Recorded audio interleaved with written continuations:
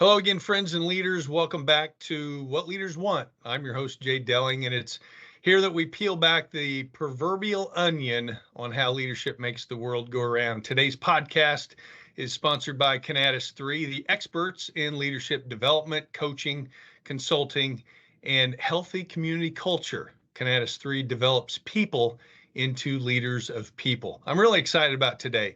Today, my guest is a national expert in health through movement. Say hi to Tim Spooner, CEO of Spooner Physical Therapy, an outpatient orthopedic and sports practice. Tim is a keynote speaker and innovator in the area of health through physical movement. Tim, thanks for stopping by to talk about the impact leadership has in the healthcare space of physical therapy. Welcome. Thank you, Jay. I'm glad to be here, and I just hope I don't make anybody cry if we're peeling back the onion here. I was at a Subway this weekend, and we were ordering our food, and it was a young man behind the counter, and he was in tears. And my significant other, she said, "Why are you crying?" And he said, "Because I just peeled an onion." So. Yeah, no, we won't make anybody cry. So Tim, I'm always intrigued with what brought people to their chosen profession. So many times it includes an influencer early in life. So what is your story about what triggered you to become interested in being an advocate for preserving, restoring, and enhancing the movements of the human body? Great question. I always wanted to do something in medicine. Growing up in a small town, North Dakota, I had limited exposure, I guess, into other business avenues and that, and so I looked at going to the college, university, and saying I'm either going to be an engineer or an attorney or a doctor. And so I was more inclined to help people, and in that realm, that's where my heart is. And then when I looked at the medical profession, I looked at, what are my traits? What are my personality traits? I played sports all through college. I like to move. I like to teach, and physical therapy is all about that. And you're probably the single most influencer early was I had an older brother that was also a physical therapist, and he exposed me to several people who were excelling in the field, and a lot of them became my mentors. Yeah, it's really evolved over time, right? Physical therapy. And you came in at a time where it was, um, maybe kind of the good old West, and just through time and evolution, just the science of physical therapy has evolved into, something that's a science and an art that it is today. You're exactly correct, and there's plenty of reasons for that. There's been advances surgically with different procedures being done. So I can tell you that when I started, they were still casting ACLs for 6 weeks. And if you told a student today that, they would think you're crazy because nobody would do that. But you're right. When I started, we were still kind of the walkers in the hospital that got people out of the hospital. But now today, our skill set is completely varied, from everything from pain science to pediatrics to working with head injury and stroke victims, amputees. It's just a wide variety of things, not just orthopedic and sports. So you have a large physical therapy practice in Arizona and Texas, which encompasses several locations. What is your leadership secret, and how do you balance the business success with serving those in which you lead? I've always been a big fan of, I lead by example. I am going to empower you to be the best you can be and help that person excel at whatever their passion is. For instance, I'm much more of an orthopedic and sports therapist, but we have specialties from hand to pediatrics, neurologic, amputees, all these different things I'm talking about. And those are other people's passions, not just mine. And they want to do that. So you encourage them, you get them to the right training, and then you create an infrastructure where they can be successful. there is a plethora of people out there that need our skills. And we'll probably get into that in a little bit, but let's just say that medicine does not know what to do with musculoskeletal injuries when they're early on. We tend to kick them down the road, mask them with some biochemical solutions, and not really address the underlying biomechanical cause. And we're the one person in the medical field trained to resolve those things and help get people back to what they're doing. But if we wait too long, sometimes some of those changes become irreversible. And so there's a psychological component there of people got to help themselves. But there's also a system error on where people should go today if they sprain their ankle. Where should they go? Go to an urgent care, go to an ER, go to an orthopod, go to your doctor, or should they see the one person that can actually help you restore function in your ankle and in your limb? And that's what we are. We're a primary care musculoskeletal expert. Yeah, and we're gonna get into that a little deeper because I'm really intrigued with that idea. But let me talk about this. When you grow as fast as you've grown, Tim, how do you ensure that the culture of the locations mirrors your vision for Spooner Physical Therapy? We have a set of vision and values, and we do everything through our vision and values. So how we take care of people, what we do, it's all on the wall, but more importantly, it's in the hearts of everyone that works with us. And so it's not me. We started it, me and that, but there are everyone who's in the organization has that responsibility to carry that culture forward. And so it's those values that we have, we hire by them, we discipline by them, we celebrate through them. They are the glue, and also the work that we do every day. People, you can talk about building a culture, but it is literally brick by brick building, and it's never completed. You are always working on your culture because the next new patient, the last patient that left your office, everything, has an effect on that culture. So you're constantly in a state of repair and building.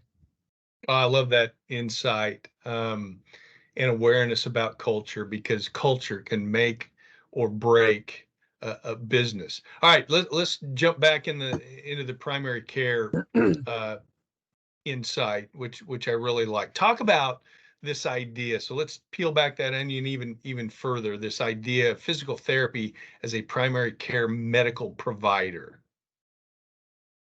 Well, for musculoskeletal injuries, the things that the majority of people have at some time in their life. People are going to twist an ankle, tweak a back, hurt their shoulder, strain a muscle, go out and play, do a little too much yard work, etc.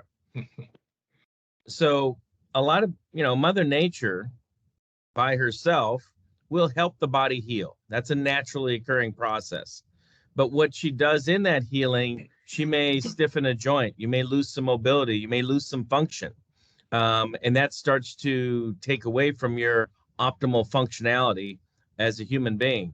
And it's not necessary. It's not, you can fight those things and you can maintain that optimum. And we have elite athletes well into their 80s that, continue to play national sports. But when we look at where should they go, it has to do with the diagnostic ability and the treatment ability of what you're going to do. Most patients come into me within the first 2 minutes, they go, it hurts here. All right. So you've got a shoulder issue. But what's most important is not that they have a shoulder issue. They know they have a shoulder issue. They took time out of their day to come and tell somebody that. What are we going to do about that shoulder issue? And we know from doing millions of MRIs what degenerative changes look like. We know what something looks like over time. we know through our evaluative process who could be helping or hurting that shoulder. And now we got to look at what is the treatment involved. Did you want to just know that your shoulder hurt, or do you want to actually get it better?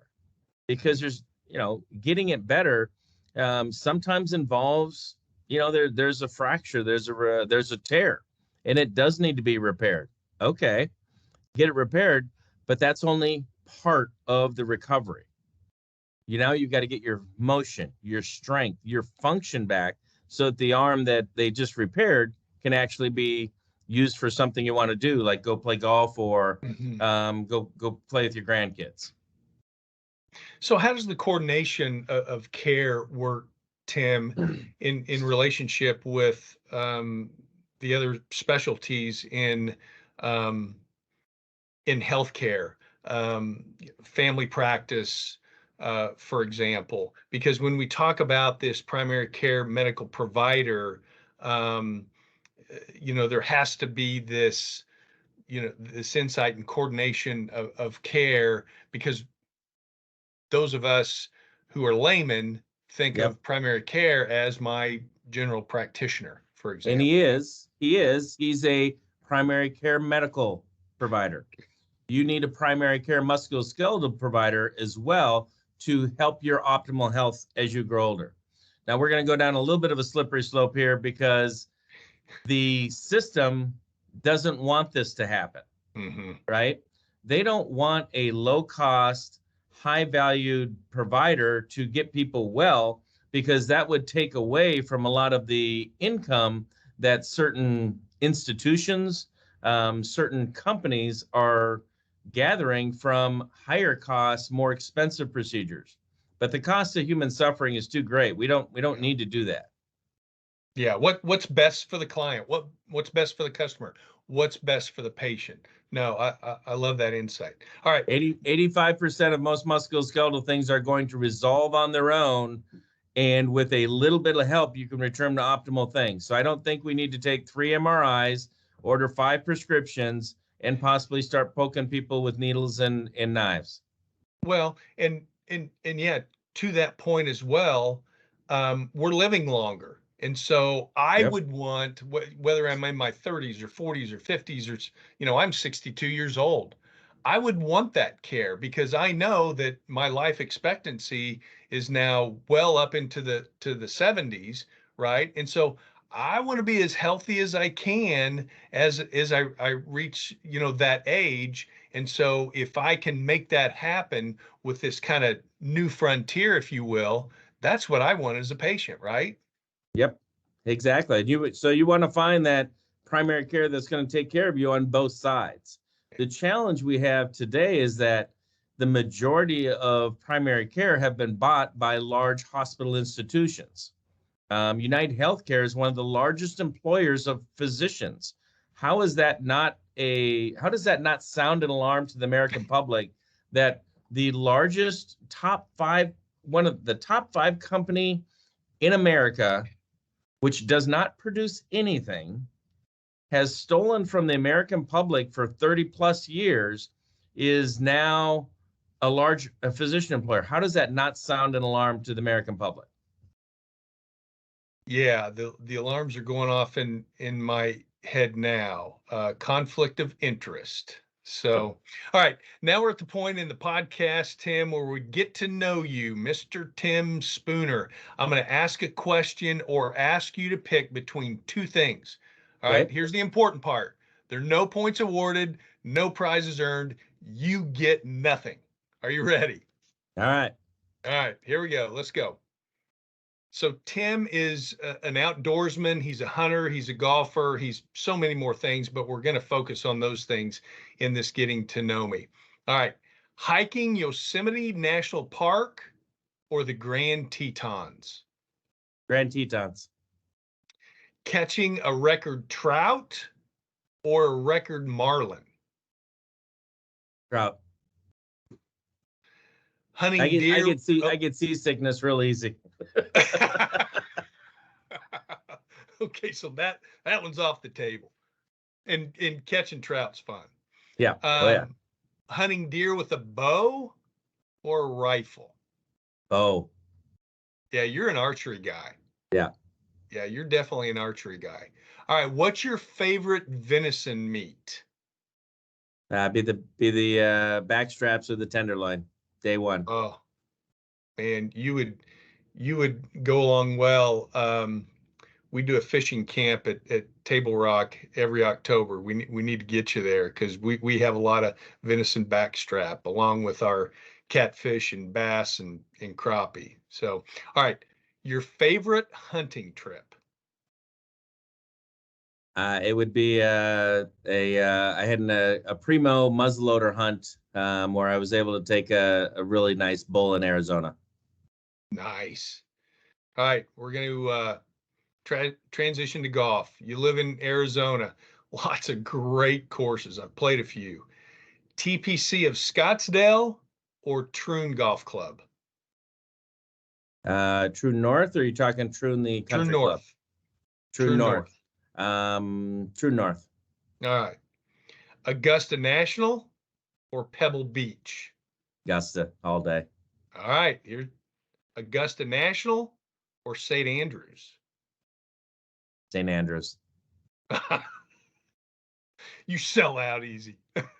Well, no, Right. I mean, you're going to the birthplace of golf, Exactly. and as a purist, it doesn't get any better than that. It doesn't. You're absolutely, and there's what, 7 or 9 courses to play, but we all want to play the main St. Andrews. All right, Jack Nicklaus or Tiger Woods? That's a tough one. They're both equally important in the game of golf for elevating the golf during their lifetime. So, I'd have to say Jack has done more production post playing, but we haven't seen that from Tiger yet. So, Jack's input on the golf from design and management is incredible. Mhm. As players, they were both real dominant. They had different family values, however. Yeah, no doubt, no doubt. All right, you can play one hole before the sun sets today. You can either play the Island Green par 3 at TPC at Sawgrass or the par 5 13th at Augusta National. I'm gonna try the par three at Sawgrass.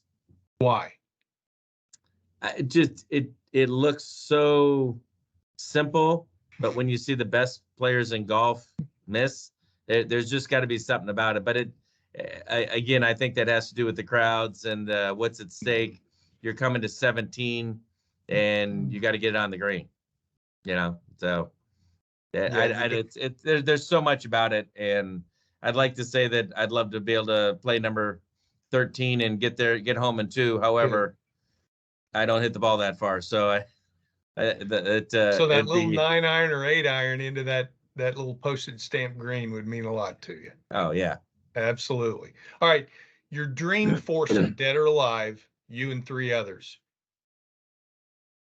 I'd like to play with my dad, my brother, and probably my grandpa was a player as well. So I'd like to play with family that I never got to play with. All right.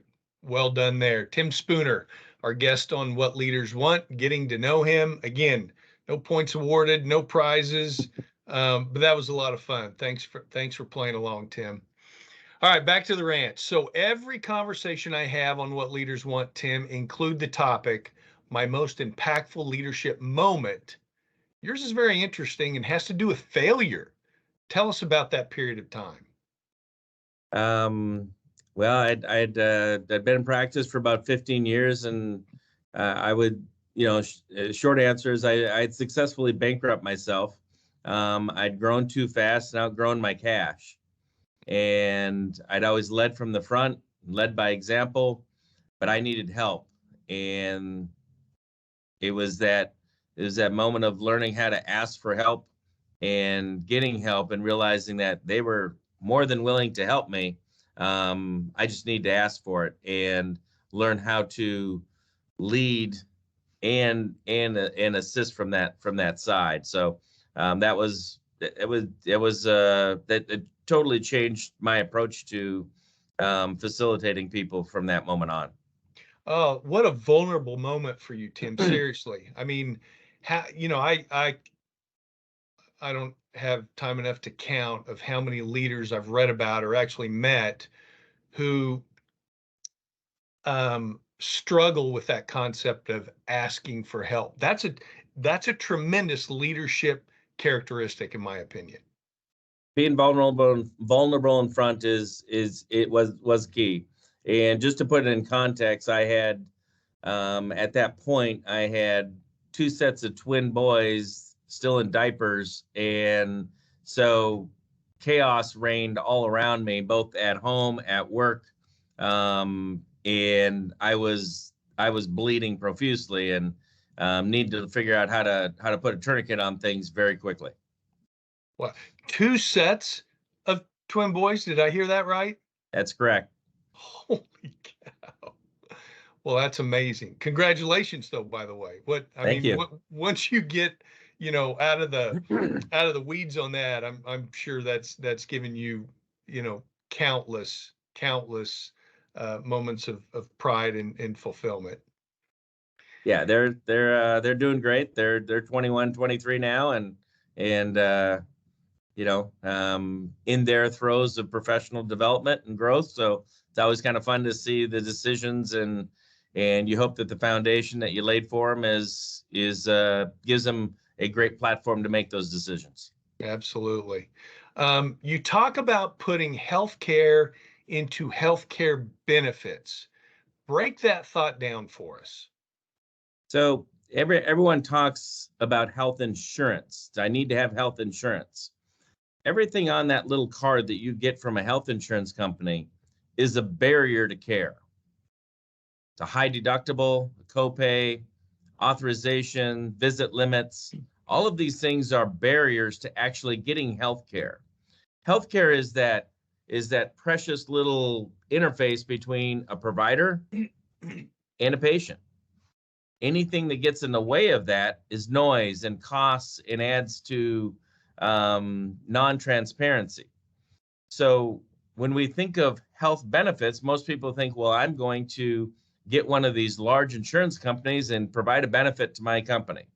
Well, as CEOs, you have now a fiduciary responsibility that you're going to have to be looking at. There's lawsuits that are out there right now that are really exciting in terms of the disruption of the industry that will change it forever. But putting healthcare means, do you have a primary care medical side in there? Do you have primary care musculoskeletal as your first line of defense? And if you do, kudos to you. But I can tell you that those will be less than 2% of the plans that are out there. Because the dirty secret is that a large insurance company is not interested in lowering healthcare costs. A large hospital chain is not interested in lowering healthcare costs. Pharma is not interested in lowering healthcare costs. Those are the 3 largest lobbyers in Washington, and with a $5 trillion industry that has a third of it being waste, they have successfully positioned themselves and legislated themselves where they will want to keep that. However, 50% of Americans get their health benefits from their employer, and employers are poised to make these changes. It's not going to come out of Washington. It'll come from everyday employers buying better benefits, and there's lots of solutions that exist in the marketplace today. All right, good thoughts, good thinking. Tim Spooner, our guest, CEO of Spooner Physical Therapy. Tim, one of the many things I like about you is how you look at reinvesting in your employees. Talk to us about where that leadership thought comes from and how you tie it into wasted healthcare spend. So going by that previous topic, when we changed from a large insurance company to what's called an unbundled self-insured plan, I was able to, give my employees back premium dollars. So instead of wasting it on premiums, they are now able to have that in take-home income. So there's an reinvestment there. The first year was like $1,200 to every employee. It was awesome. I was able to lower our deductible from, $3,000 down to $500. Again, take home income for my employees that they get to keep. Our premiums sit at less than $100 for a single person against the national average of $380 to $400. That's, again, take home income. Mind you, they have free primary care medical and free primary care musculoskeletal care available for them at any time. And through these changes, we've also been able to add back into a student loan repayment program that everyone qualifies for. And I think we spend almost $30,000 a month on that now. And all of this is off the savings of what I was previously or would be paying if I was in the system, if you will. And that's the thing that most employers need to understand, is that they can take back control, put in the solutions that I put in, because I'm not a genius here. I just started asking questions and said, that doesn't seem very smart or a very good use of our funds. And again, at my core, I'm the product of two Depression era parents that never wasted, never wanted to throw away anything because they lived through something like that. And so those conservative thoughts of growing up and how we dealt with things never are far from my mind. Wow. Curiosity breeds questions, which creates clarity, and that's exactly what you're talking about. So Tim, I see you have the PT provider relationship for many Arizona sports teams. How did those relationships come about? Lots of different ways, but it's all part of how we take care of our community. And we have therapists who are very passionate about delivering care to professional sports teams. And they want to work with these athletes. That's a lot of times why they got into PT. And so it's a relationship here. It's a business relationship here. And, quite honestly, it is making sure that they get the right care. We've seen too often, a lot of people want to be in professional sports. And there are some really, really good providers in professional sports, but there's also some great inexperience that we see in some of these folks as well. So you're also the CEO of Solve Global. And I think that's somewhat recent. Talk to us about your role there and what your vision and what you want the footprint to be there. Sure. Well, when we talk about putting in primary musculoskeletal into an employer, that's what Solve Global does. We are a tech-enabled human maintenance solution for employers. Every employer carries a risk, both on the workman's comp side and on their group health side, for taking care of their employees. And that risk comes with, if I don't have a solution to help my employees with their relatively minor things, those will turn into bigger things. And then essentially, I'm trusting my checkbook to the healthcare industry, which is a dangerous proposition. So we return 25 cents on every dollar that employers are spending today in their musculoskeletal back to them in the forms of cash, because that's how much money we save them. And it changes cultures and companies. The employees all of a sudden get this great benefit that their employer is taking care of them, providing free access and free care for musculoskeletal injuries, keeping them healthy. They tend to be more productive, less absenteeism. They tend to stay longer.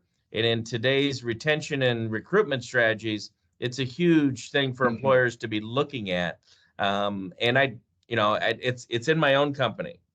Now, you'd think with a bunch of physical therapists that, gosh, we wouldn't have any issues. But when our risk detection system, when I did it within my own company, our risk was actually higher than what I was seeing in the national norms, which was alarming to me because I wasn't hearing it, but our reporting system allowed us to gather that information and then act on that data. And that's really what's key here, is that we gather data from the employees on an ongoing basis and continually process and improve to help that, not only help that employee, but really help that company thrive. Wow. So many things we talked about today. Our time is up, but it just flew by. I'd love to have some more conversation with you about some of these things. Tim, thanks for your time today, sharing your thoughts about leadership. It was truly an honor to have you on the podcast. Well, thank you very much, Jay. It's a pleasure being here and getting a chance to share my feelings and beliefs, but more importantly, offer some solutions that and some hope to employers that think that they're stuck, that they have to do something. And in the field of healthcare, and nothing could be farther from the truth. There are more solutions that exist today, and I'm happy to help with that. Well, you're a great advocate for that. Friends, that's a wrap. We'll put a bow on this episode of What Leaders Want. Today's podcast is sponsored by Conatus 3, the experts in leadership development, coaching, consulting, and healthy company culture. Conatus 3 develops people into leaders of people. Until we meet again, remember, if your actions inspire others to dream more, learn more, do more, and become more, you, my friends, are a leader. Bye now.